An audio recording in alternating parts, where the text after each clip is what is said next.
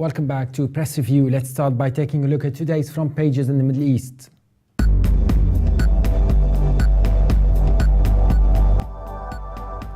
Iran's Tehran Times leads its front page today reporting on a 3-day visit by a delegation of more than 100 French companies and the biggest demonstration of Western businesses interested in Iran for more than a decade. The paper says the visit has raised hope in Iran that an interim deal on its nuclear program could lead to a return of foreign investment. The paper also reports on Iran unveiling 2 domestically made satellites, and on political scientist Robert Bianchi saying that the balance of power in the Middle East is shifting in favor of Iran, which has led to angering Saudi Arabia and causing tensions between the two countries. The UAE's Gulf News leads today's reporting that Sheikh Mohammed bin Zayed Al Nahyan, the Crown Prince of Abu Dhabi, is in a reassuring condition and recovering, and that David Cohen, the Under Secretary for Terrorism and Financial Intelligence at US Treasury, has said that businesses and banks need to be realistic on the existing economic sanctions and should not be in a rush to do business with Iran, as the sanction relief agreed is reversible. Israel's Jerusalem Post reports on US admitting that negotiations between Israel and Palestine will likely require more time than previously anticipated, with Prime Minister Netanyahu slamming Palestinian leader Mahmoud Abbas for rejecting recognition of Israel as a Jewish state. It also reports on 2 men being killed by a car bomb in Pitan Tikva, with police treating the men as transporting the bomb rather than being victims of a targeted explosion. In Egypt, the Egypt's Independent leads today reporting that the Cairo Criminal Court has postponed Mohammed Mursi's trial for killing prosecutors to Wednesday.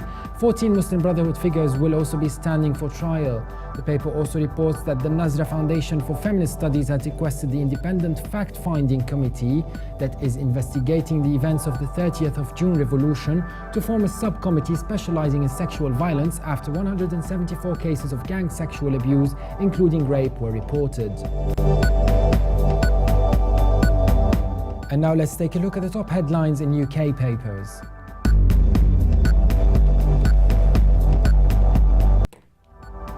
Today's Guardian leads reporting that the World Health Organization has issued a time bomb warning as it predicts that the number of new cases of cancer, which are caused by lifestyles such as alcohol abuse, sugar and obesity, will soar by 70% over the next 2 decades. The paper also reports on failed Falkirk candidate Carrie Murphy, who has condemned the Labour investigation on voting irregularities, and features a picture of Daria Klimentova, one of the brightest stars of classical ballet in the UK, who is set to retire from dancing after 18 years with the English National Ballet.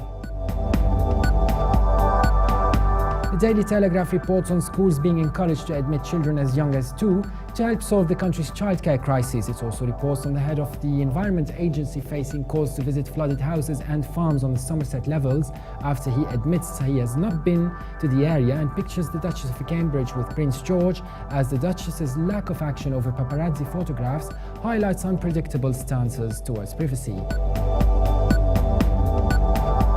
And the Independent leads its front page today reporting that thousands of suspected rape cases may have been wrongly discontinued over the past 2 years because police forces or prosecutors are misinterpreting official guidelines. The paper also reports on Michael Gove facing new claims that he is attempting to undermine the Ofsted chief, Sir Michael Wilshaw, as the Liberal Democrats demand a totally impartial selection process for the new chair of the school's inspectorate. And the Scotland's Herald reports that hundreds of thousands of people who look after loved ones north of the border face financial strife, and many are accumulating unmanageable debt.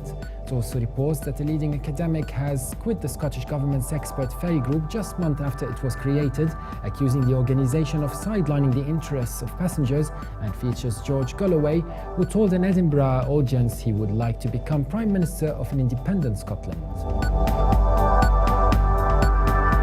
And now let's take a look at the top stories in international papers.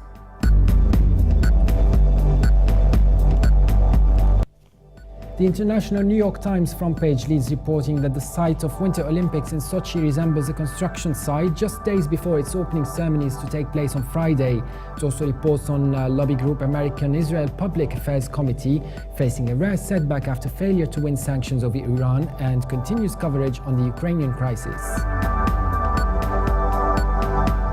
Russia's Moscow Times is reporting that a 10th grade student has killed a geography teacher and a police officer and taken children hostage at a Moscow school in Russia's first ever school shooting. It also reports that Russia, Asia and the Middle East are fueling a global uprising in defense expenditure, even as the number of nations of the NATO alliance continue to cut their military budgets.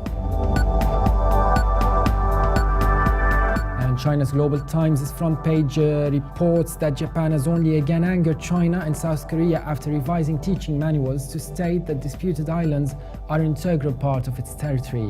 It also reports that Chinese leaders have visited poverty-stricken and remote areas ahead of the Lunar New Year in an attempt to reach out to ordinary people. And finally, the Australian leads reporting that opposition leader Bill Shorten has closed ranks with the union movement in the political brawl over industry assistance, dismissing fears that high pay rates are putting manufacturers at risk, as he accuses Tony Abbott of plotting a witch hunt against construction unions. For more updates, please visit Levant.tv.